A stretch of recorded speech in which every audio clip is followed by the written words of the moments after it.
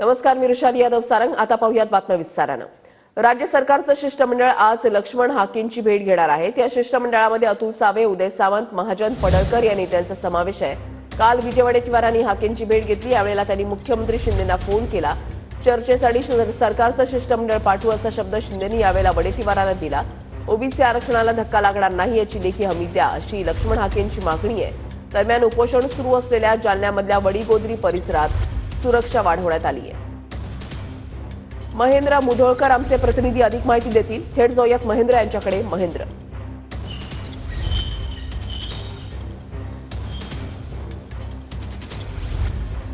वृषाली, नक्कीच ओबीसी आरक्षणाचं संरक्षण करण्यासाठी जालन्याच्या वडीगोद्रीमध्ये आमरण उपोषण सुरू आहे आणि आमरण उपोषणाचा आजचा 9वा दिवस आहे आणि त्यानुसारच काल मुख्यमंत्री एकनाथ शिंदे यांना विरोधी पक्षनेते विजय वडेट्टीवार यांनी फोन केला होता आणि त्या फोनमध्ये त्यांनी शिष्टमंडळ आज येईल असं सांगितलं होतं आणि त्याच अनुषंगानं वडीगोद्री परिसरामध्ये जर पाहिलं तर पोलिसांच्या सुरक्षेमध्ये मोठी वाढ झाल्याची आपल्याला पाहायला मिळते। सकाळी 7 वाजल्यापासूनच पोलीस सुरक्षा जी आहे इथं वाढवण्यात आलेली आहे। कोणतीही गाडी जी आहे आतमध्ये जाऊ दिलं जात नाही। अनुचित प्रकार घडेल अशी शंका पोलिसांना आहे, त्यामुळेच पोलिसांनी सतर्कता म्हणून हे पुढचं पाऊल उचललेलं आहे। 2 दिवसापूर्वीच याच वडीगोद्रीमध्ये रस्ता रोको करण्यात आला होता, टायर देखील जाळण्यात आले होते।